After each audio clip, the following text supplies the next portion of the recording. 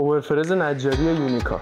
داخل جعبهش گونیای فلزی 2 تیکه داره، گونیای گلبرینگی، 2 تا آچار مخصوص و خود دستگاه اوورفرز.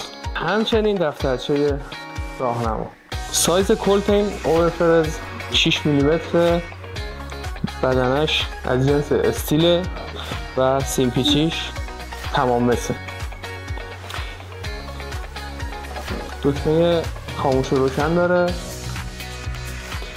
گونیای پلاستیکی هم روی خود دستگاه متصله که با پیچ میشه باز و بستش کرد. توان این فرز 550 واته و 30,000 دور بر دقیقه در حالت ویوار سرعت داره و دارای درجه بندی روی بدنه است که قطر سوراخ‌باری رو میتونید تنظیم کنید. بریم که تستش هم با هم ببینیم. کلید روشن خاموشش.